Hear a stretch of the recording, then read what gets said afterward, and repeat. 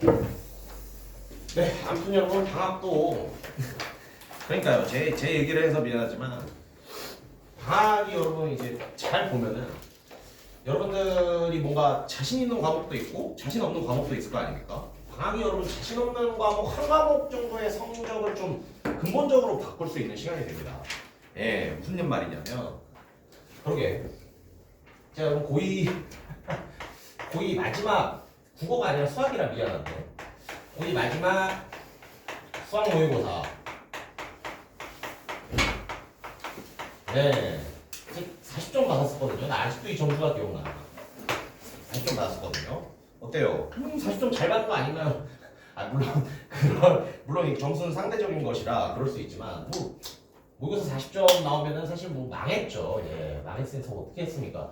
제가 그해 고2 겨울방학 12월부터 학기 시작하기 전까지 즉 2월까지 수학만 하루 종일 공부했습니다. 아 진짜예요. 이 겨울방학 동안 다른 거 하나도 안 하고 수학만 막 했었어. 예. 제가 고3 때랑 전 슬프게도 재수를 했는데 재수할 때 전부 다 수학은 1등급 나왔었거든요. 예, 이게 뭐야? 야, 수학 40점 받은 애도 이 방학이라는 시간을 잘 보내고 나니까 고3 재수 전부 1등급 받을 수 있었다. 이 말을 하는 거죠. 자, 여러분들이 물론 학원 다니면서 굉장히 바쁘실 거예요. 예, 학원 공부도 해야 되는데 학원 숙제도 해야 되는데 이제 내 공부할 시간 이런 것도 굉장히 부족하게 느끼실 수 있지만 방학이 이런 힘이 있습니다. 여러분 조금 더 노력하셔서 내가 이 과목이 약해. 그럼 그 과목 자기 전에 한두 시간씩만 더 공부하고 잔다. 이런 생각을 가지셔도 여러분들이 진짜 약한 과목도 성적이 좀 본질적으로 바뀔 수 있는 시간이니까 여러분이 겨울방학을 이용해서 본인의 약점 이런 것들을 한번 보충해 주셨으면 굉장히 좋을 것 같습니다. 네. 아니 저는 이거 아직도 잘했다고 생각하고 있다니까요. 예. 제가 만약에 그냥 계속 40점이었어 봐요. 여기 있겠어요? 예. 미안합니다. 어디서 벽돌 나르고 있겠지? 미안해요. 벽돌 나른다는 게 나쁜 말이 아닙니다. 예, 벽돌 나르는 것도 그만해야겠다. 이 카메라 앞에서 이상한 말 하면 안 되지. 아무튼 아직도 이렇게 기억이 나는 걸 보니까 겨울방학 내가 약했던 과목 공부한 거 그거에 굉장히 좀 아직도 이렇게 기억나는 거 보니까 여러분들도 이런 방학 때 이런 경험을 한번 해보셨으면 굉장히 좋을 것 같습니다. 할 수 있겠죠? 예, 할 수 있습니다. 좋습니다. 저희 오늘 나갈 부분은 독서 세 번째 시간이죠. 독서 세 번째 시간. 여러분들이 지난주까지는 이제 인문에 대한 글을 봤다면 오늘부터는 이제 사회에 대한 글을 볼 거예요. 그러게 바로 시작하면 또 노잼이니까 한번 여러분들 세븐데이즈 이런 거 열심히 풀고 있잖아요 지금. 여러분들 독서에 어떤 글이 나왔는지 혹시 기억납니까? 네. 그럼 독서는 인문 주제 글이 나올 수도 있고 오늘 우리가 살펴볼 사회 주제 글이 나올 수도 있고요. 하나 더 있어. 혹시 과학기술. 과학기술 지문이 나올 수도 있습니다. 네, 그래서 보통 이 세 개가 한 지문씩 나와요. 인문지문, 사회지문, 과학기술 지문. 이번 주 세븐데이즈가 이게 좀 어려웠죠? 기억나십니까? 뭐 나왔어요? 경제지문 나왔잖아. 한개 비용, 한개 생산. 예, 굉장히 질문이 많았었는데. 아무튼 사회지문에서는 나름 또 고난이도로 볼 수 있는 게 여러분 경제지문과 법지문이 이렇게 나오게 돼 있어요. 그렇다 보니까 사회지문에서도 충분히 어려운 난이도의 글이 나올 수 있고 뭐 경제나 법 같은 지문이 나올 수도 있다. 그러면 우리는 사회 분야의 글을 뭐 어떻게 읽어야 할 것인가 이러한 내용들이 적혀 있습니다. 그래서 이런 내용은 좀 간단하게 보고 지문 내용을 설명하도록 할 텐데 이론은 제가 중요한 부분만 하려고 지금 생각하고 있거든요. 그럼 다르지 않은 부분들 여러분들 나중에 그냥 한 번 정도 읽어보셨으면 좋겠습니다. 물론 이 이론을 안다고 사회 분야의 글을 다 맞출 수 있는 건 아닙니다. 다만 이 이론 내용을 알고 이런 게 사회 분야의 글에서 중요하구나 라는 그 한 줄의 어떤 머릿속에 생각만 있어도 여러분들이 사회 분야의 글을 읽으면서 정답을 맞출 수 있는 확률이 올라가니까 오늘 제가 이론에서 중요한 부분만 다루겠지만 여러분들이 그래도 이 이론 한번 전에 읽어보셨으면 좋겠어요. 좋습니다. 그러면 첫 번째 타이틀 보죠. 사회 분야의 글이란 어려운 내용 없습니다. 여기서 중요한 내용만 볼게요. 사회 분야의 글에서 사회에서 일어나는 여러 가지 사회 현상을 다루고 있습니다. 네. 근데 여러분 어떻죠? 이거는 사실 그러게 정치 얘기를 해야 되는데 이 카메라 들고 있으니까 정치 얘기는 삼가할게요. 아니다. 여러분들 마음속에 좀 정치색이라는 게 있나? 지금 우리나라 뭐가 잘못되고 있는 것 같아요. 거기서 이제 정치들이 나왔어요. 기득권들이 잘못하고 있어 이런 생각도 있을 거고 왜? 그냥 어이씨 나쁜 말 펴서 그냥 뭐야 세금만 추내는 놈들이 잘못하고 있어 이런 생각을 가질 수도 있어요. 아 진짜 미안해. 자 어떻습니까? 여러분 사회현상은 뭔가 정답이 있는 게 아니란 말이야. 그러니까 어떤 사회현상이 나왔을 때 딱 하나의 관점만 소개되기보다는 마지막 줄로 점프해서 미안해요. 다양한 관점이 소개될 수밖에 없어요. 예. 그래서 여러분 사회 분야에서는 여러 가지 사회현상을 다루는데 그 과정에서 여러 관점이 소개될 수 있습니다. 자 그럼 여러분들이 만약에 글을 읽다가 어떤 사건, 어떤 사회현상에 대한 관점 A, B, C 하는 식으로 세 개의 관점이 나오고 있다고 생각해 봅시다. 여러분들은 이 관점을 좀 분류하면서 이제 잘 읽으려는 시도를 할 거예요. 예. 근데 또 굉장히 중요한 건 뭐겠어요? 문제로 물어보고 싶은 건 뭐겠어요? 보통 나오는 문제들은 이 관점 A, B, C에 대한 각각의 이해를 물어보는 문제도 있지만 예, A와 B, 주로 이제 B가 A를 비판하는 이런 내용들이 많이 나오거든요. 그리고 관점 C는 또 B를 비판하는 내용이 나올 수도 있어요. 근데 어떻습니까? 누군가를 비판하기 위해선 이들의 생각이 조금은 달라야 할 수 있겠죠. 그래서 이런 관점들의 여러분들 차이점 같은 거 이런 게 중요한 정보가 될 수밖에 없는 거야. 그래서 사회 분야 현상에서 여러 관점이 소개되고 있다면 여러분 그 관점들의 차이점 같은 것들 이런 것들이 있나? 그리고 차이점을 생각하면 사실상 공통점도 생각해야 돼요. 이들이 서로 비판하는 관점들이지만 그래도 공통적으로 깔고 가는 것들이 있나? 이러한 것들을 좀 머리에 신경 쓰면서 염두에 두시면은 사회지문 조금은 더 아주 조금은 더 쉽게 읽을 수도 있습니다. 예, 그래서 여기서는 이 정도 내용 다양한 관점들이 소개될 수 있을 때 이 관점이 나왔을 때 여러분들 공통점과 차이점 정도는 한번 생각하시면서 읽어보시라 그런 말씀을 드리고 싶습니다. 좋습니다. 그래서 밑에 나오는 이 표 내용도 예, 위에 있는 글을 그냥 쭉 늘려놓은 표로 만들어 놓은 거니까요. 나중에 한 번씩 읽어보시고요. 계속해서 똑같은 말이 나오고 있죠. 관점을 분석하면서 읽어라. 근데 이거는 여러분들 좀 한번 다룰 필요가 있다. 자, 논지 전개 방식. 이거는 한번 저가 설명할 필요가 있을 것 같아요. 논지 전개 방식. 여러분 보통 독서에 대해서 아니 비문학이라고 많이 하지. 독서 비문학에 대해서 여러 가지 정의를 내릴 수 있을 것 같지만 저는 본질적으로 이 독서란 한마디로 정보라고 생각하거든요. 여러분들도 독서집을 많이 봤을 거 아니야. 여러분들이 뭔가 생전 처음 보는 혹은 조금은 알고 있는 정보들을 자꾸 우리한테 준단 말이죠. 근데 우리가 보통 그렇지 시간에 쫓기면서 읽기 때문에 이 정보 자체만 신경 쓰는 경우들이 굉장히 많아요. 근데 잘 생각해봐. 이 모의고사 지문도 결국에는 여러분들이 읽으라고 쓴 글 아니겠습니까? 그럼 여러분들이 이 글을 읽고 이해하는 것을 원할 거야. 그럼 어때?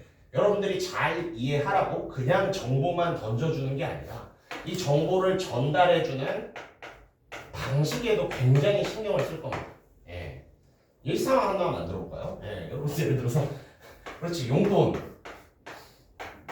이거 우리가 다 쓰고 있는 방법이에요. 예, 용돈이 너무 부족한 상황입니다. 그래서 지금 어머니한테 용돈을 올려달라고 하고 싶어요. 예.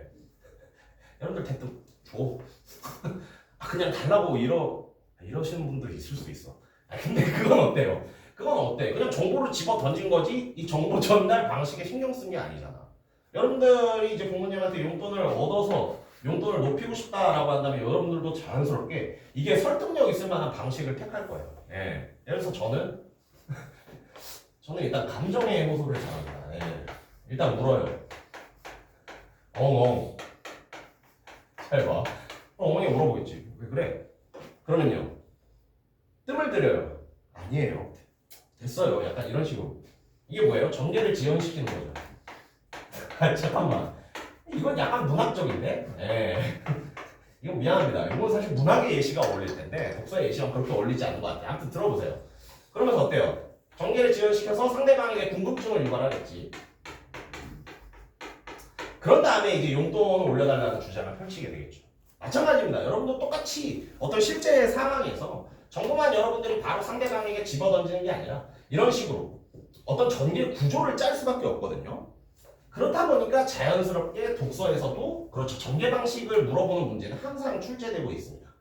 그러니까 즉 쉽게 말하자면요. 여기 있는 이런 전개 방식들이 전부 다 어때? 문제에 뭐 1번 선지, 2번 선지, 3번 선지 이렇게 들어갈 수 있는 말들이에요.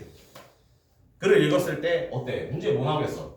이 글은 통념에 대한 문제 제기를 통해서 필자의 주장을 강화하고 있다. 이런 게 항상 1번 선지, 2번 선지로 나올 수 있잖아. 예. 그래서 논지 전개 방식 이런 것도 여러분 한번 굉장히 신경 써주시면 좋을 겁니다. 좀 다른 얘기를 해볼까? 예. 여러분들 그 3데이즈 모의고사 풀고 나서 그 우리 분석지 말고 혹시 뒤에 공식 해설도 한번 보시는 분 있습니까? 네. 뭐 물론 분석지가 굉장히 잘 돼 있지만 뒤에 이제 진짜 그 모의고사의 공식 해설 이것도 한번 보시는 분 있어요?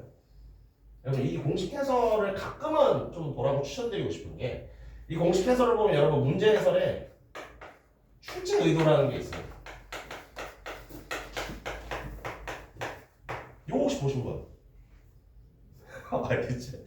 미안해. 출제 의도를 보면 여러분 어떤 종류의 문제들이 출제되는지 알 수 있습니다. 여러분 이번 다음 세븐데이트 때 한번 유심히 보세요. 여러분이 틀린 문제의 출제 의도를 보세요. 그럼 그게 어떤 걸 묻는 문제인지를 설명해 주거든요. 예를 들어서 뭐가 있어? 출제 의도 이런 거 보면은 세부 정보 파악 이거 독서에서 굉장히 자주 나오는 문제죠. 그리고 독서에서 늘 나오는 거 여러분 기억나는 보기 문제. 보기는 주로 어떤 게 나오죠? 예, 글과 다른 어떤 새로운 상황이 나오지. 그래서 어때? 구체적 사례 적용. 이런 식으로. 그래서 여러분들이 그 공식 해설을 한번 보면은 내가 이런 종류의 문제를 틀리는구나를 가끔 확 깨달을 때가 있어요. 그래 이게 항상 또 좀 많이 틀리는 거는 내가 자주 틀리고 약점을 부분이 이런 출제의도에 나올 수 있거든요. 네, 여러분 독서에 이제 출제의도 이거 보시면 또 굉장히 자주 출제되는 문제가 바로 글의 전개 방식입니다.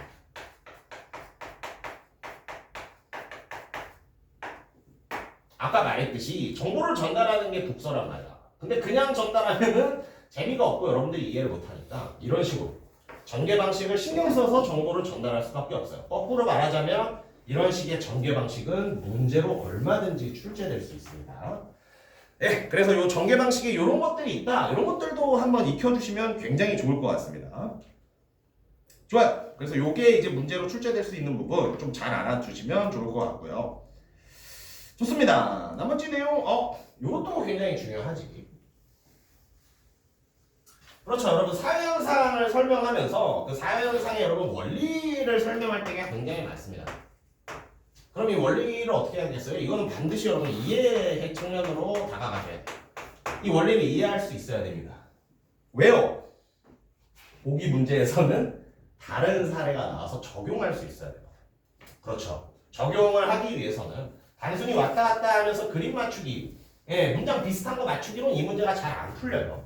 자, 여러분 사회 현상에 그래서 어떤 원리가 제시되면은 이거 꼭 이해해 봐야겠다. 그래야 3점짜리 보기 문제 맞출 수 있다. 라는 생각으로 접근해 보시기 바랍니다. 좋습니다. 이런 부분에서는 뭐 요 정도 얘기를 드리면 될 것 같고요. 나머지 내용들도 여러분 꼭 한 번씩 읽어 보시기 바랍니다. 좋습니다. 그럼 이제 실전으로 한번 들어가 볼까요? 사회 지문. 우리가 오늘 2지문 정도 볼 수 있을 것 같은데 일단은 여러분들 교재의 122페이지 122페이지에 한 지문과 1에서 5번까지의 문제가 있습니다. 요거 시간 9분 정도 한번 들어볼게요. 네, 9분 정도 안에 풀어보겠다 라는 생각으로 지금 한번 풀어보시기 바랍니다.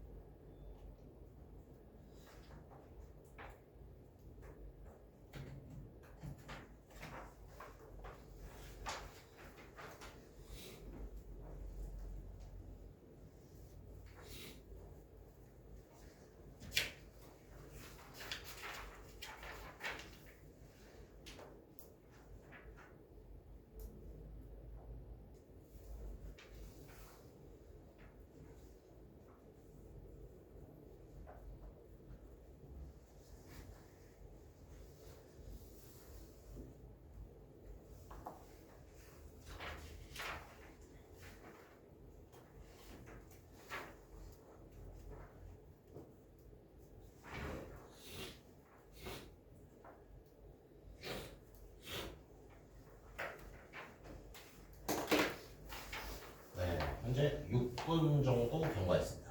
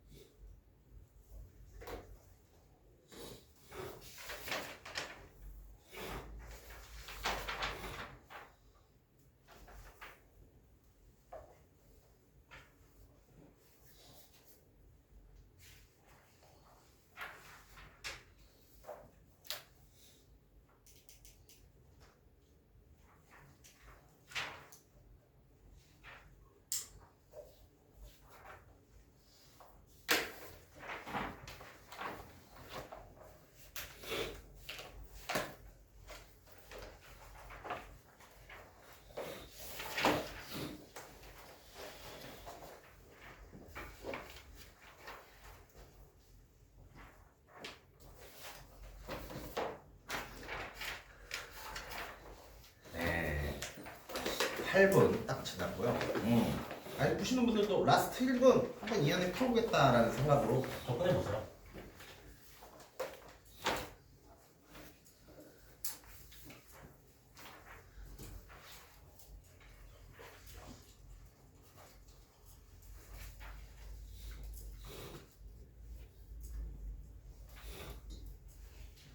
그러게 먼저 보신 분 심심하실 것 같으니까 정답 공개라도 해드릴까?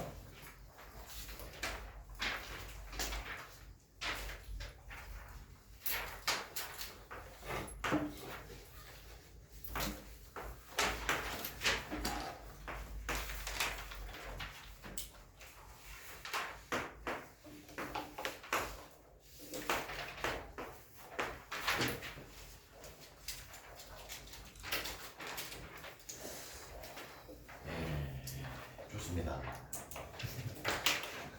그렇죠. 이제 2학년이 여러분들 이제 2학년이니까 슬슬 시간도 좀 연습을 하셨으면 좋겠습니다. 예.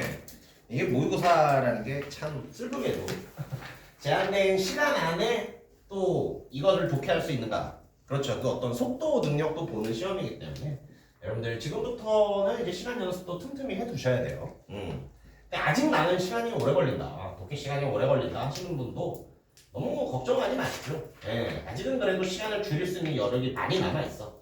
지금 나는 이제 예를 들어서 정답률이 너무 낮다. 빨리 읽으면 정답률이 너무 낮다. 한다면은, 예, 정답률을 높이는 꼼꼼한 독해를 먼저 신경 쓰셔도 됩니다. 그러니까 제가 추천드리는 거는, 예, 여러분, 그래, 뭐야.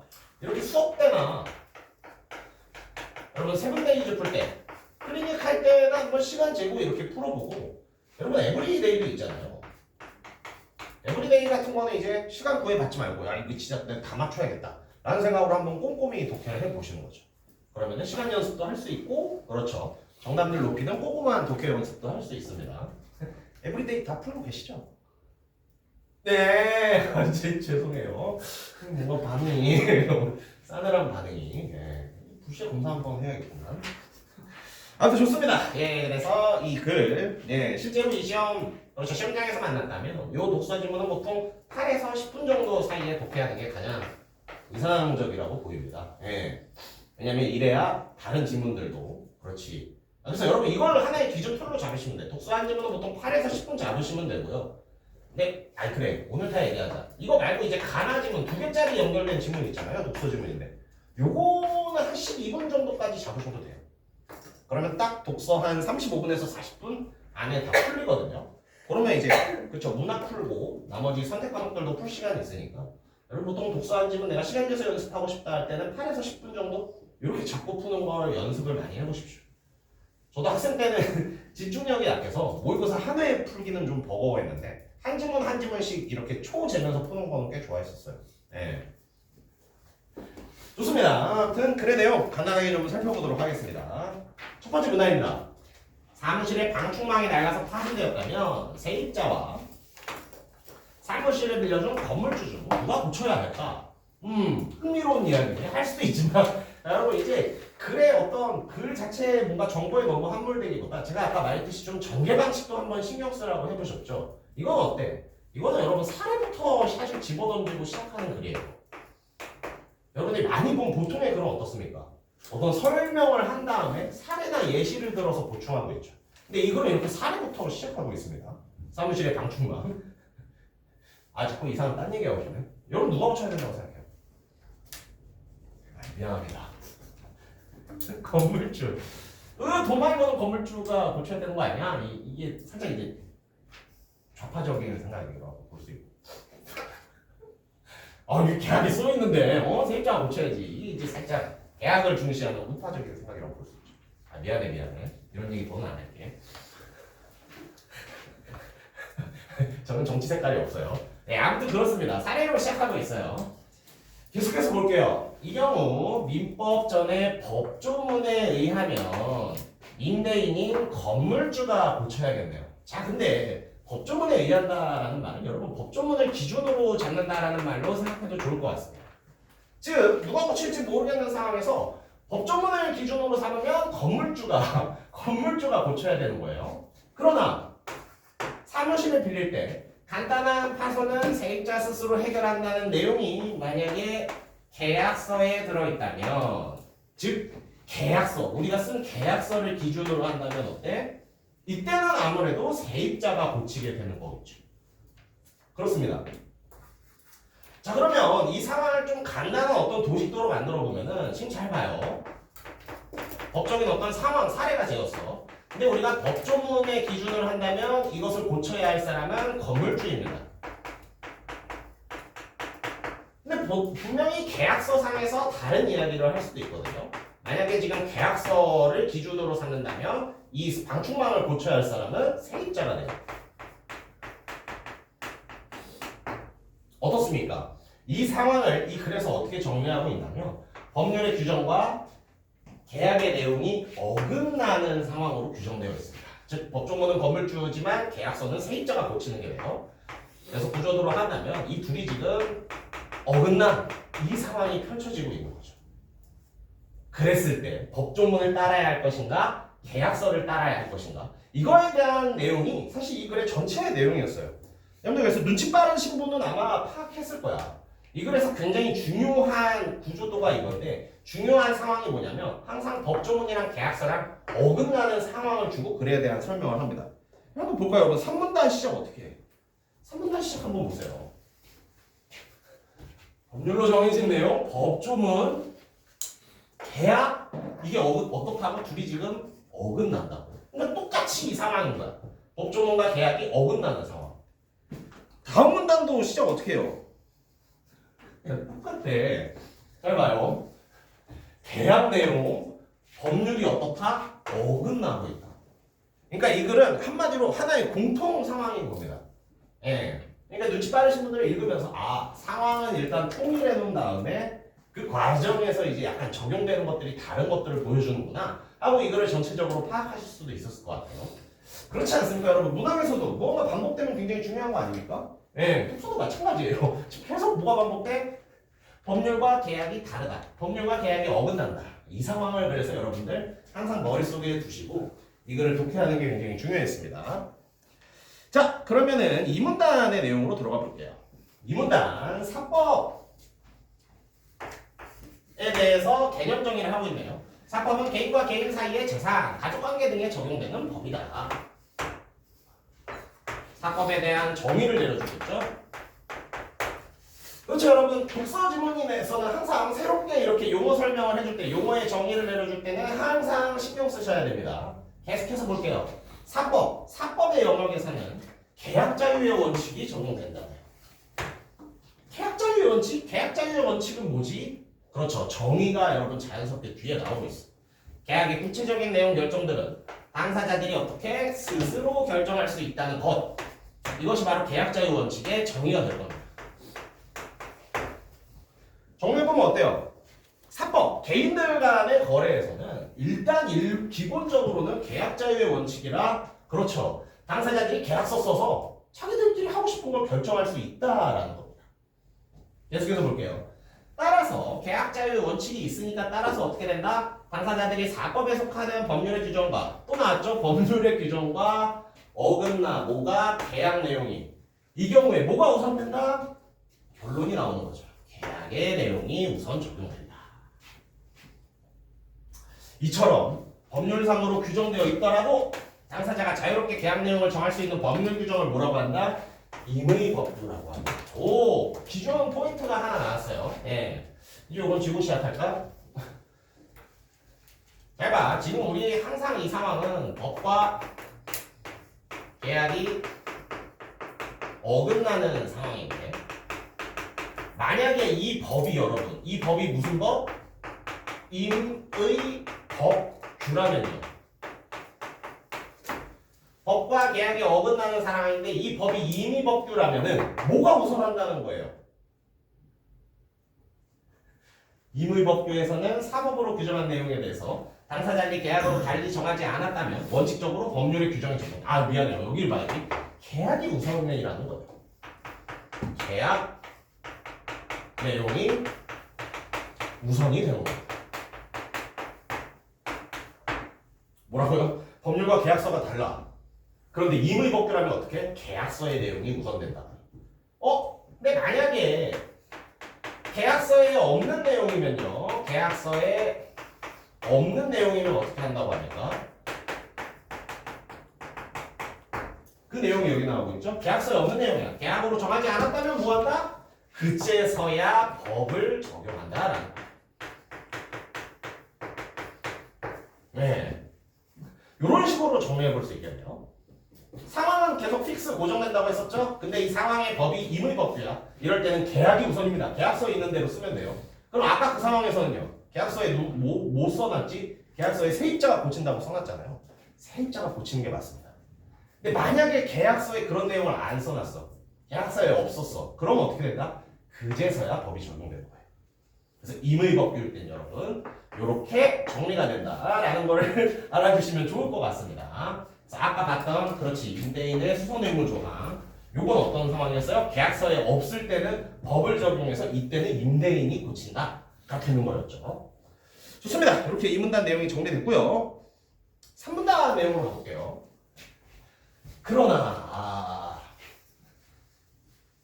여러분들 독서 읽을 때 가장 싫은 순간이 그래 여러분들도 읽겠지만 저는 예를 들어서 이런 거 나올 때입니다. 독서를 읽으면서 가장 많이 하는 생각은 제발 여기서 글이 끝나라거든요. 저런 거 나오면 어때? 뭔가 정보가 추가로 더 제시되죠. 그러니까 정리할 내용이 많아지고 기억해야 될 내용이 많아지는데 그렇죠. 이게 어떤 독서의 뭔가 어려움이겠지. 아무튼 봅시다. 이것도 우리는 이 틀에 의거해서 정리할 수 있을 거예요. 계속해서 볼게요. 아까 말했던 거 또 나오죠? 법률 내용과 계약의 내용이 어긋나고 있다. 똑같은 상황이야. 근데 이 상황에서 아까 임의법규에서는 여러분 어땠어요? 그냥 계약서대로 해. 계약서에 안 써있을 때만 법해. 이랬었죠. 근데 이 상황은 뭐야? 3문단에서부터 말하는 상황은 당사자들한테 벌금이나 과태료 같은 법적 불이익을 매길 수 있고요. 또 어때? 계약의 효력을 부정해버리는 그런 어떤 예외적인 경우가 생길 수 있다고 합니다. 아까 내용이랑 다르죠? 아까 내용은 계약서대로 그냥 가고 끝이었어요. 근데 어때? 경우에 따라서는 벌금, 과태료 같은 법적 불이익을 매기거나 계약을 무시해버린다고. 계약을 부정해버린다고. 계속해서 봅시다. 우선 체결된 계약 내용이 또 나왔어. 법률과 어긋날 때 법적 불이익이 있지만 아까 말했던 그 법적 불이익에 대해서 설명하고 있네요. 법적 불이익이 있는데 어떻게 한대요? 계약의 효력 자체는 그대로 두는 경우가 있다. 그럼 새로운 경우니까 좀 정리해보죠. 똑같은 상황이야. 법과 계약이 어긋났어. 이때 어떻게? 법적 불이익은 줘요.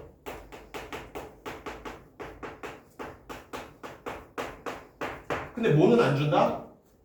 계약의 효력은 부정하지 않고 유지시켜준다.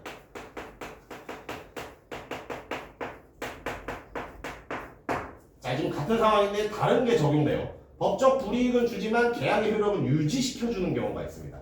자, 이때에 해당하는 법을 뭐라 그런다? 바로 단속법규라고 부릅니다. 그럼 이거는 단속법규를 정리할 수 있겠죠? 뭐라고요? 야, 자꾸 과거로 들어가서 뭐예요? 임의법규에서 어떻게 한다고요? 응? 계약서대로 해. 단속법규부터 어떻게 한다고요? 계약은 유지시켜주지만 너 벌금 정도는 내야겠다. 딱 이렇게 되는 거예요. 단속법규부터는. 좋습니다. 이것을 이제 설명해주는 예시가 제시되고 있죠. 어떤 예시였어요? 공인중개사가 자신이 소유한 부동산을 고객에게 직접 파는 것을 금지하는 단속법규가 있대요. 그럼 어떻게 해야 돼? 공인중개사가 자신의 부동산을 고객한테 직접 팔았어. 그럼 어떻게 해야 돼? 법적 불이익, 벌금 매기지만 저 계약, 주고받은 돈이나 주고받은 부동산은 인정해 주는 거죠. 그래서 어떻게 나옵니까? 공인중개사에게 벌금은 부과되지만, 그렇지, 법적 불이익은 주지만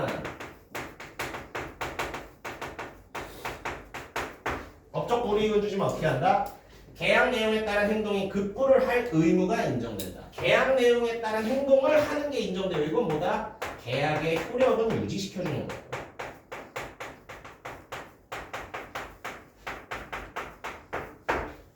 그쵸? 정리하면 뭐라고요? 단속법규에서는 여러분, 그래, 벌금은 내라. 법이랑 다르게 했으니까, 잘못했으니까 벌금은 내라. 하지만 뭐다? 하지만 계약은 유지시켜줄게. 다 되는 겁니다. 오케이, 이게 여러분 단속법규의 특징이었어요. 계속해서 다음 문단으로 가보겠습니다.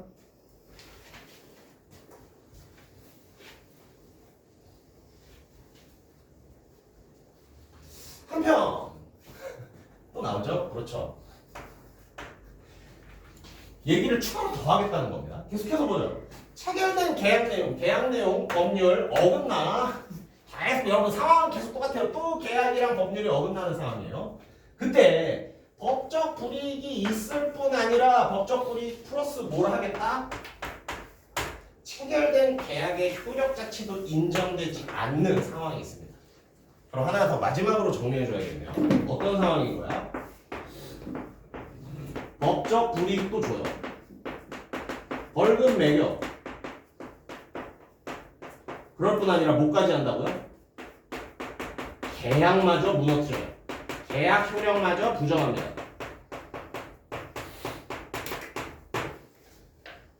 그렇죠. 그래서 급부 의무. 아까 급부 의무가 뭐랬죠? 계약이 유지됐을 때 의무적으로 해야 할 행동. 그래서 계약의 효력이 부정되니까 급부 의무도 역시 부정되는 경우죠. 자, 이때의 법을 뭐라고 한다? 바로 강행법규가 되는 겁니다. 그럼 세 번째 키워드는, 세 번째 이 상황은 강행법규로 정리할 수 있겠죠.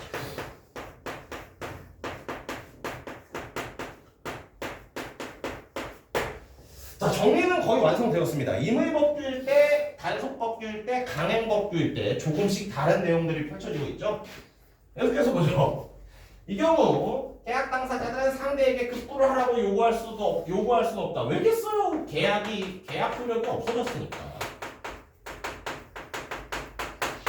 계약이 있어야 급부를 할 수 있거든요. 계약 효력이 없어졌으니까 이제 급부를 요구할 수 없습니다. 다만 이미 급부를 이행하여 재산적 이익을 넘겨주었다면 이 이익은 뭐에 해당한다? 부당이득에 해당하기 때문에 반환을 요구할 수는 있습니다. 즉 부당이득을 반환해달라고 요구할 수 있는 권리, 부당이득 반환 청구권은 인정된다고 하네요. 예시 상황, 그래, 부당이득은 여러분 항상 나올 수 있는 내용이라 요거는 여러분들 머릿속에 하나, 그렇죠, 상식 시간이라, 지금부터 좀 상식 시간이다, 배경식 시간이다 하고 들어보면 좋겠어요. 예를 들어서 여러분들이 당근 마켓을 한다고 해봅시다. 당근. 그래서 여러분들이 구매자야. 그래, 여러분들이 구매자가 돼야지. 여러분들이 판매자가 되면 이 사례는 좋지 않아요. 여러분들이 에어팟이 필요한 겁니다. 에어팟이 필요해서 당근을 한다고 해볼게요. 판매자를 만났어요. 자, 그럼 판매자와 구매자 사이에는 어떤 관계가 이루어지죠? 판매자는 구매자에게 에어팟을 넘기고요. 구매자는 판매자에게 이 에어팟에 대한 돈, 대금을 지급하죠. 오케이. 근데 알고 보니까 여러분 이 에어팟이 돈 안 되는 물건이었어요. 판매자가 한마디로 도둑 친구였던 거죠. 그럼 어때요? 이 에어팟 잃어버린 도둑 맞은 물건 이거 원래 주인한테 만약에 돌아간다고 해볼까? 그럼 어때요? 이 계약은 쓱 하고 사라지게 되겠죠? 자, 근데 잘 봐. 구매자는 돈 냈잖아. 구매자 낸 돈 누구한테 있어? 지금 아직 판매자한테 있잖아요. 그럼 어떻게? 이 계약이 없어졌는데도 내가 에어팟을 산 돈이 지금 판매자한테 있단 말이야. 그때 이런 대금을 여러분 바로 부당이득이라고 합니다. 그럼 이 사례대로라면 어떻게 하겠어요? 부당이득은 반환 청구를 할 수 있으니까 이 대금을 부당이득 반환 청구권으로 구매자인 여러분들이 다시 돌려받을 수 있게 되는 거죠. 예, 그래서 여러분 이게 부당이득과 관련된 그냥 간단한 사례였어요. 예, 이런 거 여러분들 머릿속에 배경식 정도 있으면 왜냐면 부당이득과 관련된 글이 자주 나오거든요. 예, 이런 상식 같은 거 한번 알아두시기 바랍니다. 그래서는 어떻게 예시를 제시했죠? 그래서는 또 예시 한번 제시하고 있는데 의사와 의사가 아닌 사람의 의료기관 동업 금지 법률이 제시됐어요. 근데 뭐래? 강행법규라니까. 이거 강행법규라니까 어떻게 해야 돼요? 일단 얘네들한테 벌금 매겨야 돼. 이 동업한 사람들한테 벌금 매기고 어떻게 해요? 계약의 효력은 부정됩니다. 계약 없어져요. 계약의 효력 부정. 그 다음에 어떻게 돼요? 동업자금, 그렇지 동업하면서 돈을 거뒀다면 이거는 뭐가 돼? 부당이득이 되고 이 부당이득을 뭐 할 수 있다? 반환하라고 요구하는 거. 반환하라고 요구. 이게 바로 반환 청구권이죠. 여기까지는 가능하다는 겁니다. 예. 그래서 여러분 마지막으로 정리할게요. 강행법규일 때는 어떻게 한다? 강행법규일 때는 일단 벌금 때려요. 과태료 때려. 그 다음에 어떻게? 계약도 없애버립니다. 계약도 부정해요. 근데 계약이 없어졌는데 이미 주고받은 것들은 있지. 그건 뭐다? 부당이득으로 처리해서 그거를 반환하는 청구는 할 수 있다라는 겁니다. 제가 여기서 끝나면 좋겠는데 그러나 하면서 한 문단이 더 튀어나오겠죠. 예. 보겠습니다. 그러나 강행법규에 의해 계약 효력이 부정되었을 때 여전히 이 강행법규 이 부분에 들어가는 내용이에요. 근데 이때 어떻게 해요? 부당이득 반환 청구권이 인정되지 않는 경우도 있답니다. 그럼 사실 이것도 두 개로 나눠야겠지. 어떻게 나눠야 돼요? 줄임말을 쓸게요. 부당이득 반환 청구권 부반청이 인정되는 경우와 부반청이 인정되지 않는 경우 이 두 개의 경우가 존재한다는 거죠. 그러니까 강행법규에서는 여러분 이 두 개의 경우로 또 나눠서 생각을 하셔야 됩니다. 부당이득 반환 청구권이 인정되는 경우, 인정되지 않는 경우. 자, 그러면 인정되지 않는 경우에 필요한 어떤 조건, 요건 같은 것들을 찾아볼까요? 바로 뭐래? 급부가 뭐였죠? 계약 당시에 해야 할 행동, 계약 당시에 해야 할 행동이지. 즉 계약 당시에 해야 할 행동의 내용이 위조지폐 제작처럼 비도덕적인 거나 반사회적인 행동이라면 계약의 효력이 인정되지 않을 뿐 아니라 이미 넘겨준 이익도 돌려받을 권리가 부정된다. 이 말이 뭐랑 똑같죠? 부당이득 반환 청구권 부반청이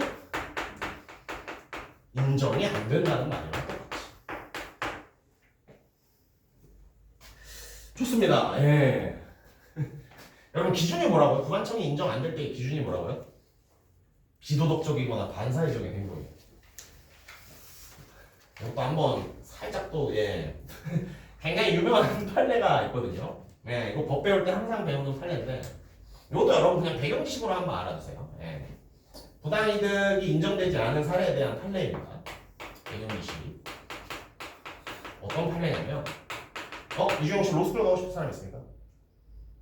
있어도 손을 들 수 없겠지 이 자리에서는. 나중에 로스쿨 가면 배우실 거예요. 저는 로스쿨은 안 갔어요. 아무튼 중요한 건 뭐야? 형식 한번 볼게요. 여러분 옛날에 실제 있었던 사람이다. 도박장이 있었어요. 도박장 있으면 항상 누구도 있어야 되죠? 도박장에서 돈을 잃는 호구가 있어야 돼. 도박장에서 돈 내는 호구가 있어야죠.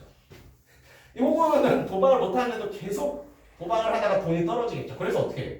여러분 도박장에서 호구한테 도박 자금을 빌려줬어요. 따서 갚으라고. 근데 이 도박장은 그냥 빌려줬을까? 뭘 담보를 잡았겠죠. 뭘 잡았겠어요? 부동산을 담보로 잡았어. 한마디로 무슨 얘기야? 증문서 걸고 도박장을 빌려서 도박하는 거야. 엔딩이 어떻게 났을까요? 예상되지 않나? 다 잃었겠지 뭐. 다 잃고 부동산 넘어갔겠죠. 그때 이제 화가 나는 호구가 소송을 건 겁니다. 이거 무효로 하자. 이건 말도 안 되는 거였다. 응? 도박자금 얼마 안 빌렸는데 부동산이 넘어가는 게 말이 되냐. 그래서 실제로 여러분 이 거래가 무효가 되었습니다. 자 그럼 잘 봐요. 호구는 도박자한테 부동산을 넘겼지. 그리고 도박자가 호구한테 도박자금 빌려줬죠. 물론 다 써서 없어졌지만. 자, 이 중에 하나는 부당이득으로 인정 안 됐습니다. 뭐가 인정 안 됐을 것 같아요? 바로 이 친구가 부당이득으로 인정 안 됐습니다. 왜요? 도박하라고 돈을 빌려주는 건 비도덕적이나 반사회적인 행동이라서 라고 생각했기 때문이에요. 그래서 도박장에서 부동산을 돌려줬거든요. 부당이득 반환 청구권으로 부관청으로. 하지만 도박장은 이 도박자금을 돌려받을 수 없었어요. 예. 누가 뒷골입니까? 호구가 뒷골 아닙니까? 예. 그럼 도박하실 때는 돈 빌려서 하세요. 미안합니다. 그거 반사회적으로 돈을 빌려준 거라 여러분들이 나중에 이거 무효시키면은 도박자금 안 갚아도 돼요. 예. 굉장히 무서운 얘기였죠. 네. 아무튼 이게 여러분 부당이득 반환 청구가 부정된, 그렇죠. 비도덕적이라서 부정된 어떤 대표적인 판례 중 하나였고요. 예, 여러분들이 지금 이런 어떤 좀 그냥 재밌는 얘기를 듣고 저런 게 부당이득이겠구나 하는 것들이 머리에 있으시면은 여러분들 앞으로 2년간 편해지십니다. 왜냐하면 부당이득 종종 나오는 주제거든요. 예. 오히려 너무 자주 나와서 수능에 안 나오지 않을까 싶을 정도로. 네, 아무튼 그런 내용이 펼쳐졌었고요. 마지막 문단만 보도록 합시다. 마지막 문단에서 또 새로운 내용이 등장하고 있죠. 잘 보세요. 국가가 개인 간의 계약에 개입하는 것은 국가안보, 사회질서, 공공복리 등의 여기서부터 밑줄을게 정당한 입법 목적을 달성하기 위해서입니다. 뭐라고요? 국가가 개입할 수 있다고. 근데 무엇을 위해서? 정당한 입법 목적을 달성하기 위해서. 여기 포럼을 적었고요. 이 경우 계약의 자유를 제한하려면 필요한 만큼 최소로 제한해야 한다는 원칙이 바로 비례 원칙입니다. 근데 여러분 한번 생각해 보세요. 만약에 국가가 지금 여러분들이 너무 공부만 한다고 생각해서 갑자기 고등학교 하루 공부 5시간 이하로 제한한다 라는 법을 발표했다고 해볼까? 네, 여러분들은 좋겠습니까? 아니야. 이렇게 좋아하면 안 되는데 좋을 수도 있어요. 물론 똑같이 5시간 이하로만 한다. 근데 어때요? 국가가 개입해서 무언가 한다는 것은 맞아요. 굉장히 자유를 제한하는 행동입니다. 나는 10시간 공부할 수도 있잖아. 나한테 10시간 공부할 수 있는 체력과 집중력이 있는데 국가가 개입해서 공부 시간을 5시간으로 만들어버리려면 자유가 제한되는 거죠. 네. 여러분 이 자유주의 국가에서는 이게 또 기본적으로 성립해요. 어떤 게 성립한다고요? 국가의 개입은 자유의 제한이다. 이게 기본적으로 성립하는 여러분 등식입니다. 국가의 개입, 자유의 제한. 그러니까 어때? 자유를 중시한다면 자유를 중시하기 때문에 우리가 자유를 제한하려면 반드시 어느 정도로 해야 된다? 최소한으로 제한해야 한다. 요게 이제 비례 원칙이 되는 거예요. 자 그럼 여러분 여기서 한번 생각해 볼까? 여러분 단속법규와 강행 법규 중에 누가 더 자유를 제한하는 것 같아요? 그렇지, 이쪽이 더 세지. 이쪽은 벌금 낼 뿐만 아니라 우리의 계약도 없애버렸잖아. 그렇죠. 그럼 비례 원칙으로 설명하면은 여기가 조금 더 개입한 겁니다. 왜? 입법 목적을 달성하려면 이 정도의 개입이 아니라 더 개입을 해야겠다라고 판단이 내려진 거예요. 아무튼 이게 어떻다? 이게 바로 비례 원칙이었다. 어차피 자유를 개입한다면 그렇지, 국가가 개입하면 자유가 제한되는데 그 제한할 때는 최소한도로 이걸로 달성할 수 있어, 이걸로 입법 목적을 달성할 수 있어 라고 한다면 그 최소한으로 개입해야 한다가 마지막 내용이었습니다. 네, 좋습니다. 이렇게 해서 글이 정리됐고요. 그렇게 이 글에서는 여러분 이거를 잘 느끼셨으면 좋겠어. 한 번 더 정리해서 미안하지만 계속 강조되는 상황이 뭐였어요? 법이랑 계약이랑 어긋나는 상황이었죠. 요게 일단 기본 베이스였고 이 글의 정보가 분류되는 방식은 뭐였어요? 이 법이 바로 임의법규일 때, 이 법이 바로 단속법규일 때, 이 법이 바로 강행법규일 때. 네, 그래서 이거를 구분 틀로 놓고 이 세 가지로 구분하셔서 머릿속에 이 글을 정리하셨다면은 굉장히 잘 정리하신 겁니다. 예. 네, 아무튼 그런 내용으로 볼 수 있고요. 이제 문제에 대한 우리 정답 구성하는 방법 한 번씩 보도록 할게요. 1번 문제입니다. 위글에 대한 이해로 적절하지 않은 것은? 이라고 했었는데 정답은 여러분 3번이었죠. 단속법규로 국가가 개인 간의 계약에 가입할 때는 비례 원칙이 적용되지 않는다? 아니에요. 비례 원칙이 적용되는 거지. 어떻게 적용되는 거야? 벌금 내는 정도가 최소한이기로 개입하는 거겠다. 이 최소한을 신경 써서 국가가 개입하는 거예요. 그렇게 단속법규에서 뭔가 비례 원칙이 적용되지 않았다는 말은 틀린 말이 되는 거죠. 오케이, 그렇게 볼 수 있고요. 2번 문제 한번 가보죠. 2번 문제입니다. 윗글을 참고할 때 A에 제시된 물음에 대한 답으로 맞는 것을 고르시오. A는 여러분 어느 법규 상황이지? 이게 임의법규 상황이었지. 임의법규는 어땠어요? 계약서 우선이었지. 그리고 만약에 계약서에 없는 내용이라면 어떻게 한다? 이때는 법을 적용하기로 했었죠. 네, 임의법규가 이렇게 정리됐었어요. 법이랑 계약서랑 다르다고 해도 그래 계약서 우선으로 해. 다만 계약서에 없는 내용이라면 법을 적용해서 해. 였던 거죠. 그럼 아까 그 사례 방충망수선 사례 잘 봐요. 계약서에 방충망수선에 관한 내용이 없는 거야. 그럼 못 따라야 돼? 법조문 따라야죠. 법조문 따르면 누가 고쳐야 된댔어? 건물주가 고쳐야 된다. 맞는 말입니다. 그리고 어때요? 수선 의무를 계약에 포함하지 않은 것에 대한 법적 불이익. 법적 불이익 뭐라 그랬죠? 벌금이나 과태료라고 했었지. 여러분, 임의 규정에서 벌금 과태료 있었습니까? 없었습니다. 그래서 없다란 말이 맞게 되는 거예요. 그래서 기억 맞는 말이고 정답이 디귿이었죠. 또 기억과 디귿이었죠. 디귿도 한번 볼게요. 계약서에 세입자가 방충망단을 수성하는 내용이 있으면 어디에 있는 거야? 계약서에 있으면. 임의법규에서 어떻다? 계약서에 있으면 계약서를 따르면 돼요. 세입자가 수선 의무 맞습니다. 그리고 어떻다? 법적 불이익 없다? 역시 맞는 말이죠. 네, 그래서 기억 디귿 2번이 정답이었습니다. 좋습니다. 3번 문제로 넘어가 봅시다. 기억과 니은의 공통점으로 가장 적절한 것은을 물어보고 있는 문제인데 한번 볼게요. 여러분 기억이 단속법규였고 니은이 여러분 강행법규였죠?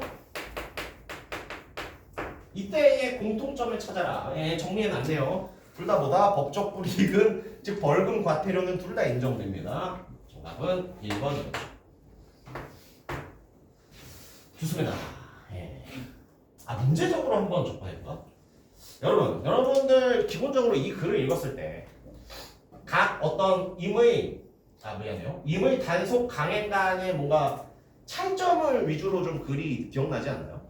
네, 여러분 글에서 차이점을 강조하는 글들이 있어요. 차이점 위주로 서술된 글들이 있어요.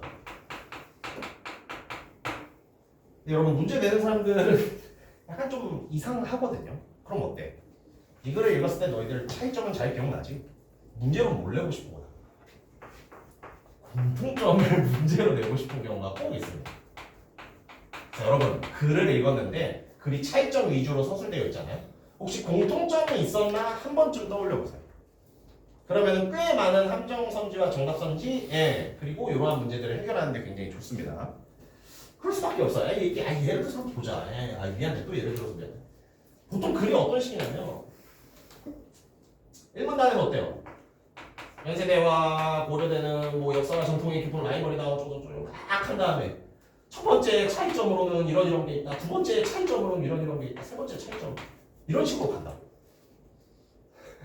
근데 여러분 꼭 도입 문단 끝에 한 줄짜리 공통점을 숨겨놓는 경우가 있어요. 그래서 내가 고려대는 전부 서울대를 못 간 병신들이다 막 이런 식으로 발매한다. 위험한 발언을 요건 잠시 잊어주세요. 예. I'm sorry. 이런 식으로 도입 문단의 끝에 공통점을 숨겨놓는 경우가 있어요. 여러분들이 이 차이점 읽으면 당연히 1, 2, 3 차이점은 기억이 날 거야. 근데 여러분들이 한 번 점검해야 할 것은 뭐라고요? 야, 혹시 공통점 없었나? 한 번쯤 떠올려보세요. 그러면 꽤 문제가 이렇게 쉽게 풀리는 경우가 있어요. 미안합니다. 사실 맞잖아. 미안해요. 정말 죄송합니다. 선생님 저번에 데이터 좀 해주시면. 예, 알겠습니다. 정말 죄송해요. 제가 더워서 저도 더워서 땀 흘리는 거지 당황해서 땀 흘리는 게 아니다.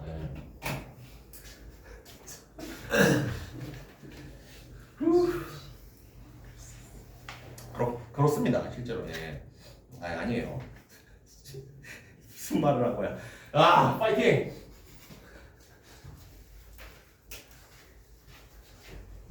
아니에요. 4번 문제 보겠습니다. 농지를 빌리려는 A와 농지 주인인 B. 그렇지. 드디어 구체적 사례에 적용하는 문제가 나왔어. 본문에 방충망 고치는 사례와는 분명히 다르죠. 본문에 몇 가지 사례가 나왔었지? 그렇지. 의사와 의사 아닌 자가 동업하는 사례와도 다르지. 지금 이 사례는 뭐야? 새로운 사례라는 거야. 여러분들이 이 사례 속에서 정보를 읽고 본문에서 이해하는 내용을 이제 적용시키면 되는 겁니다. 볼게요. 농지를 빌리려는 A, 농지 주인인 B는 농지를 용도에 맞지 않게 사용하는 것에 합의했다. 약간 벌써 이상한 놈들이네. 농지를 빌려주는데 농지를 용도에 맞지 않게 사용하는 것을 합의했대요. 자, 그럼 여러분 이거 어떻습니까? 이거 계약서에 써 있는 내용일 거야. 오케이? 합의해서 계약을 체결했대잖아요. 즉 농지를 용도에 맞지 않게 사용한다가 계약서에 있는 내용입니다. 잘 보세요. 그리고 A는 B에게 농지 사용료를 지불하고 1년간 농지를 사용하였답니다. 사실 이 문제에선 필요 없는데 여러분 이러한 글이 나올 때 꼭 정리해야 될 거. 꼭은 아니야. 그래도 꼭 정리하면 좋은 거 한번 알려드릴게요. 자, 잘 봐. 누가 농지 주인이었죠? 농지 주인이 B였지. 자, B는 A한테 여러분 야 농지 1년간 써라 하고 농지를 지금 빌려주는 급부를 했고요. A는 B에게 내가 농지 빌려 쓰는 대신 사용료 지불할게. 사용료라는 급부를 했죠. 지금 이렇게 서로의 의무와 권리들이 이렇게 쭉 크로스된 겁니다. 아무튼 계속해서 볼게요. 근데 이거 뭐래요, 여러분? 농지법 위반이에요. 이건 어때요? 이거는 법이지, 법률이지. 자, 그럼 똑같은 상황이 되는 겁니다. 뭐가 되는 거예요? 이것도 사실상 계약서랑 법률이랑 어긋나는 상황이에요. 야, 그러면 이 계약서랑 법률에 어긋나는 거 우리가 발견했으면 뭘 제일 먼저 해야 될까? 이 법이 임의인지 단속인지 강행인지를 찾아내야겠지. 바로 이 밑에 힌트가 있습니다. 잘 봐요. 법률을 위반하여 농지를 빌려준 사람에게 벌금을 부과한다. 벌금 부과한다는 거 보니까 이건 무슨 법이에요? 임의, 단속, 강행 중에 될 수 있는 거? 단속이나 강행이겠지. 그렇지. 이거 단속 아니면 강행일 겁니다. 왜 법적 불이익 준다고 했으니까요. 둘째, 이 사건의 농지 임대차 계약은 농지법 위반한 것은 무효이다. 계약의 효력을 부정하고 있네. 계약을 없애버렸네. 계약 부정.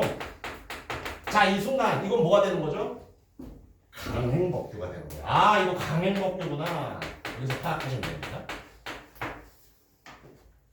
셋째, 농지를 빌려준 사람은 다른 사용료를 반환해야 한다. 그렇죠. 계약의 효력이 부정되면 이거 없어진다 그랬지? 야, 근데 이미 A가 B한테 준 사용료는 어떻게 하냐? 이거 부당이득으로 처리해서 A가 다시 돌려받으면 된다 그랬죠. 즉 강행법규 중에서도 부당이득 반환 청구권 부반청은 인정되는 사례인 것 같습니다.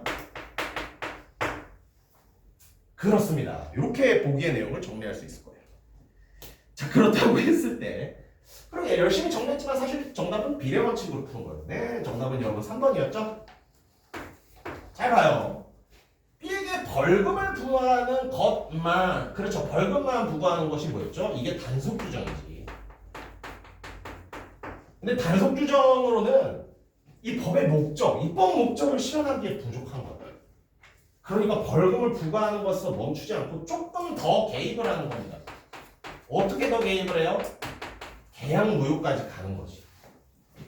그러면 비례 원칙으로 생각해 봤을 때 이 설명은 그렇죠. 적절한 설명이 될 수 있습니다. 여러분 비례 원칙이 뭐라고요? 입법 목적을 실현하기 위해서 최소한도의 제한만 가하겠다는 거야. 근데 이 3번 선지는 뭐야? 아 최소한도 단속 정도 제한 가하는 걸로는 이거 안 된다. 입법 목적을 실현하기 부족하다. 입법 목적을 실현하려면 더 개입해야 된다. 그러니까 어때? 더 강한 개입인 강행법규라는 말이구나.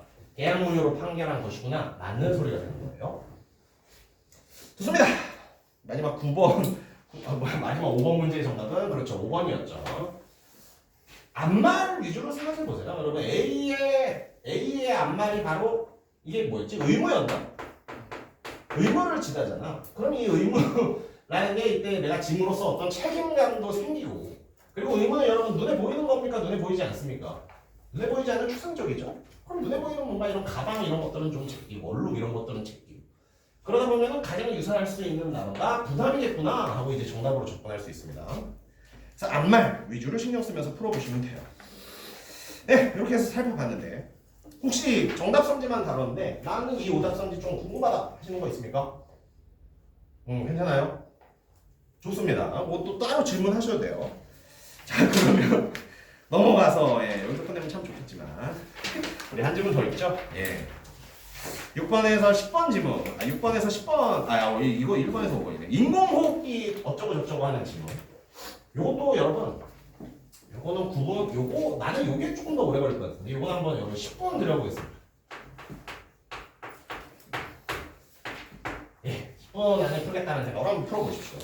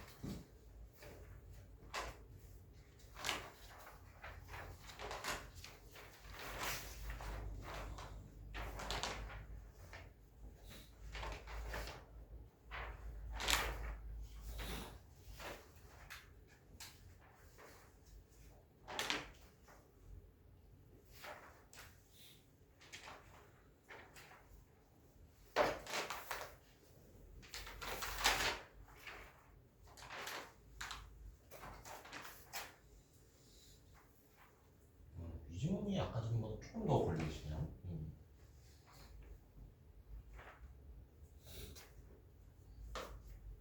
내용이 더 많지. 그치.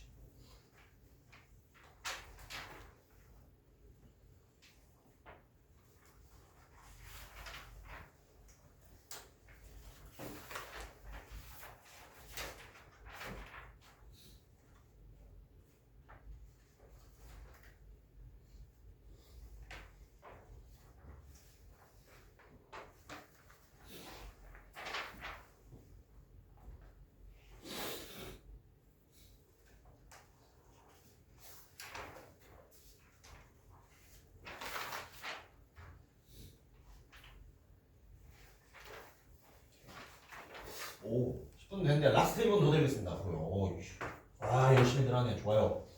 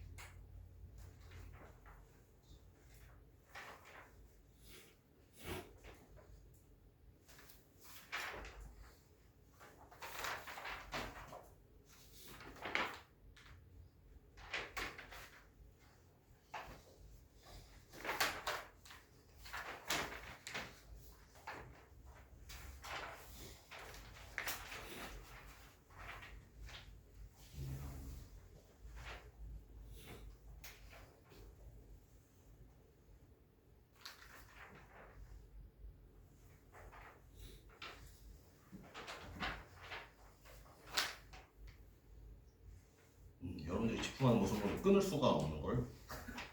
그러게 아직 2학년이니까 13분까지 줘볼까? 13분 걸리면 이제 시험 운영으로는 실패한 시간이 되긴 해요. 독산 지문에 13분, 14분 넘어가는 순간 뒤에 지문을 거의 한 7분 막 이렇게 풀어야 되긴 하거든요. 근데 이제 여러분도 아직 2학년이니까 이거 솔직히 말하면 3학년 지문이었습니다. 근데 앞에 것도 3학년 지문이었어요. 여러분들은 뭐 한 1, 2분 더 쓸 수 있다 라는 생각이면 12분 그래 12분 정도까지는 풀어도 될 것 같긴 한데 아무튼 좀 집중해서 푸는 모습 굉장히 멋있었던 것 같습니다. 예, 정답도 위에 살짝 공개했으니 다 푸신 분들은 한번 체크해 보시고요. 좋습니다. 예, 한번 간략하게 볼게요. 이게 시간이 완벽하진 않을 것 같은데 일단 좀 보겠습니다. 가해 상황, 그렇죠. 이것도 어때? 이것도 여러분 한마디로 어떤 사례 상황이 먼저 제시되고 있어요. 일단 상황을 던져주고 시작하지. 인공호흡기가 한 대밖에 없는 병원에 동등하게 살아남을 기회를 가진 2명의 환자가 동시에 실려왔다. 한 사람은 출산을 앞둔 여성, 다른 한 사람은 그녀의 남편. 이때 치료 의무가 있는 담당 의사는 인공호흡기가 한 대이기 때문에 그중 한 사람을 치료할 수 없었다. 둘 중에 한 명만 살려야 되는 상황인 거죠. 야, 근데 이거 잠깐만. 여러분 혹시 이거 읽을 때 이 그녀를 이제 담당 의사로 봐서 내가 전혀 모르는 출산을 앞둔 여성과 내 남편이 실려온 거구나 이렇게 혹시 읽으신 분은 없습니까? 아니, 제가 잠깐 그렇게 읽었어요. 그래야 뭔가 몰입이 잘 돼가지고. 그렇지 않나요? 한 명은 내 가족이고 한 명은 이제 인류애적으로 봐야 할 어떤 생명을 잉태한 여성입니다. 아니면 미안합니다. 괜한 얘기를 했나봐. 아무튼 자, 이 상황을 지금 어떻게 정리하고 있어요? 상황을 제시한 다음에 이 상황에 대해서 설명을 제시하는데 아까 글이랑 비슷해. 이것도 법적인 여러분 설명을 제시하고 있는 거예요. 복수의 의무가 서로 충돌하여 행위자가 하나의 이 의무만을 이행할 수밖에 없는 하나만 둘 다 할 수는 없습니다. 하나만 이행할 수밖에 없는 긴급 상황에서 하나의 의무를 이행하면 다른 의무를 이행할 수 없는 상호관계에 있는 경우를 의무 충돌이라고 한다. 정의가 굉장히 길죠. 정의가 이 세 줄이거든요. 그렇죠. 여러분 정의가 이렇게 길 때는 뒤에서부터 읽는 걸 추천드립니다. 어떻게 읽어야겠어요? 의무 충돌이란 경우야. 경우인데 어떤 경우야? 하나를 이행하면 다른 하나를 이행할 수 없는 상호관계에 있는 경우야. 그렇죠. 지금 제가 뒤에서 읽었죠. 경우야. 경우인데 어떤 경우야? 하나를 하면 다른 걸 못하는 경우야. 근데 어떤 상황이야? 하나만을 이행할 수밖에 없는 긴급 상황이야. 네, 이렇게. 만약에 여러분 정의, 이 개념 부분이 너무 길다면 항상 뒤에서부터 읽는 걸 추천드립니다. 이때 의무 충돌 상황에서 의무는 법적 의무이어야 하며 행위자는 의무 충돌 상황을 야기한 책임이 없어야 의무 충돌 상황이 성립한다. 자, 여러분 이거는 알아두세요. 여러분 법지문에서 땡땡에 관한 성립이 나오잖아요. 중요합니다. 문제로 낼 수밖에 없어요. 네. 왜겠어요? 왜냐면 법이라는 게 그래요. 법이라는 게 항상 무엇이 성립하고 무엇이 효과를 낸다라는 얘기거든요. 이거 들으신 분도 있겠지만 짧게 그냥 할게요. 법은 여러분 항상 이런 식으로 돼 있어요. 필명 큐이다. 고조선 8조법 기억나시죠? 사람을 죽이면 어떻게 한다? 사형에 처한다. 법이라는 게 이렇게 구성되어 있어요. 예. 어떤 행위에 어떤 달성돼야 되는 조건, 요건이 있고 뒤에는 그 성립했을 때 나오는 효과가 나온다는 거지. 그렇기 때문에 여러분 법지문에서는 뭐뭐 해야 성립한다 이런 문제가 나오면 반드시 문제로 내고 싶을 수밖에 없어요. 자, 그럼 잘 봐. 여러분 똑같이 들게요. 지금 의무 충돌이 성립하기 위해서 갖춰야 할 두 가지 조건이 뭐였어요? 뭐가 나오죠? 의무 충돌 상황에서 의무가 반드시 법적 의무이어야 한다. 1번 의무는 법적 의무. 2번은요. 이 의무 충돌 상황의 행위자가 없어야 한다. 의무 충돌 상황을 야기한 책임이 없어야 된다. 행위자는 상황에 대해서 책임 없음. 뭐라고요? 아이고, 이 두 가지 요건이 갖춰져야 여러분 의무 충돌이 성립하는 거예요. 제가 왜 이걸 강조한다고요? 법에서는 여러분 뭐가 성립한다 이런 거 나오면 문제로 반드시 내고 싶어. 실제로 어땠어요? 네. 이거 어때? 아, 그래. 이거 평가원 문제거든? 평가원 문제라는 건 뭐야? 수능 출제 기관의 문제라는 거야. 이 사람들도 뭘 중요시 여기고 있어요? 성립되는 조건. 정확히 나왔죠? 네. 이거는 진짜 알아주세요. 여러분, 법이 지문이 나오는데 뭐 해야 뭐가 성립한대. 뭐 해야 무슨 효과가 나온대. 그런 거 어떻다? 이쪽을 문제로 굉장히 자주 물어봅니다. 요거는 한번 기억해 두세요. 좋습니다. 아무튼 그게 좀 여기서는 나름 중요한 내용이었다고 보이고요. 그래서 의무 충돌의 성립까지 우리가 설명을 했었죠. 계속해서 봅시다. 야, 시간 되냐? 의문단까지만 일단 해볼까? 네, 좋습니다. 아무튼 여러분 그 상황에서 의무 충돌의 성립까지 봤어요. 자, 이때 의무를 두 가지로 나누고 있습니다. 한번 설명을 보죠. 의무는 특정 행위를 해야 할 자기 의무와 자기 의무는 뭐다? 특정 행위를 해야 할 의무다. 부자기 의무요. 부자기 의무는 뭐다? 특정 행위를 하지 말아야 할 부자기 의무. 요 두 개로 구분된답니다. 그러면서 어때요? 구체적으로 더 설명을 하고 있지. 자기에 대해서 용어 설명을 하고 있죠. 자기란 행위자가 신체적 힘을 이용해 자연적으로 발생하는 일들의 일정한 변경을 가한 경우. 한마디로 보겠어요. 자기는 여러분 뭐예요? 무언가를 하면 되는 겁니다. 무언가를 한다가 여러분 자기가 되는 거예요. 자기에 대한 정의. 부자기는요. 변경시킬 수 있지만 할 수도 있는데 뭐야? 아무런 신체 힘을 투입하지 않고 사건이 벌어질 것을 방지. 부자기는 한마디로 뭐야? 아무것도 안 하는 거예요. 잘 보세요. 가령 위에 응급 상황에서 그렇지 예시가 제시되고 있지. 아 예시가 아니지. 아 예시 맞지. 아 예시가 되고 있죠. 아까 위에 있었던 사례를 다시 예시로 들고 있죠. 가령 위에 응급 상황에서 담당 의사가 환자에게 인공호흡기를 연결하지 않는 부작위가 일어났다면 부작위가 뭐라 그랬죠? 아무것도 안 한 거야. 인공호흡기를 연결해야 되는데 그 부작위 행위를 한 거야. 즉 뭐야? 아무것도 안 한 겁니다. 그럼 그것은 의사는 무슨 짓을 저지른 것이다? 생명을 보호해야 하는 자기 의무를 위반한 것입니다. 그래서 여러분들이 여기서 기억해야 할 게 자기랑 부작위 이거는 당연히 구분하셔야 할 뿐만 아니라 얘네랑 또 구분돼야 될 게 뭐야? 자기 의무와 부작위 의무도 구분하셔야 돼요. 어떻다고요? 자기는 하는 거고 부작위는 하지 않는 것입니다. 자기 의무는 뭐겠어요? 해야 할 의무가 되는 거고 부작위 의무는요. 하지 말아야 할 의무가 되는 겁니다. 오케이? 네, 아무튼 이렇게 해서 1문단 상황까지 살펴봤는데 이 지문은 여러분들이 나름 좀 어려워하신 것 같으니까 이거 다음 주에 이어서 계속 설명할게요. 네, 다음 주에 이어서 계속 설명하고 지금은 여러분 이 기억 문제만 풀고 끝내볼까? 잘 봐요.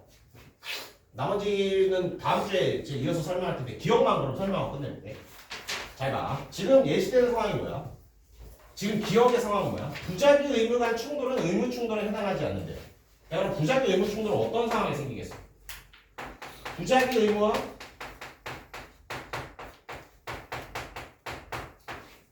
부작위 의무가 맞부딪힐 때 우리는 부작위 간의 의무 충돌이라고 하겠지. 근데 여러분 이걸 어떻게 본다고? 이건 의무 충돌에 해당하지 않는데 왜겠어요? 야 이거 잘 생각해봐. 여러분 이 딸린 문제가 뭐였습니까? 제가 이 문제는 하나의 팁을 드리자면 여러분 이러한 문제는 기억의 이유 다른 식으로 뭐가 나올 수 있어요. 기억의 전제 이런 것들을 물어볼 수 있거든요. 이런 것들은 여러분 머릿속으로 대충이라도 답을 한번 미리 만들어 보십시오. 왜냐면 그래야 함정이 안 빠져요. 이 문제의 대표적인 함정은 뭐야? 맞는 말이거든? 맞는 말인데 기억의 이유가 아니라서 틀린 선지들이 나와. 그래서 그냥 이 얘기 맞아 이 얘기 맞아 OX로 풀면 이거 함정 빠질 가능성이 있습니다. 그래서 여러분 이 팁 드릴게요. 밑줄 쳐놓고 그것에 대한 이유나 전제를 물어본다면 미리 한번 머릿속으로 답을 구성해 보세요. 야 근데 한번 생각을 해봐. 부작위 의무와 부작위 의무가 충돌한대. 하지 말아야 할 의무와 하지 말아야 할 의무가 충돌한대. 그럼 어떻게 하면 돼요? 하면 되네. 아무것도 안 하면 되잖아. 그래서 의무 충돌에서 빼는 거죠. 야 이거에 대한 해답은 아무것도 안 하면 되잖아. 아무것도 안 하면 오케이네.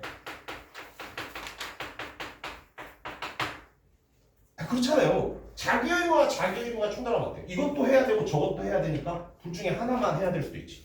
근데 부작위 의무의 충돌이란 말이야. 둘 다 안 하면 된다. 살인하지 말아야 할 부작위 의무. 도둑질하지 말아야 할 부작위 의무. 도둑을 할까 살인할까 고민. 도둑도 살인도 안 해야지. 된다니까요. 그래서 어때? 여러분 이런 식으로 머릿속에 문제를 만들어 놓은 거야. 정답에 대한 가능성을 만들어 보는 거야. 그럴 때 어때? 미안해요. 페이지가 좀 섞였네.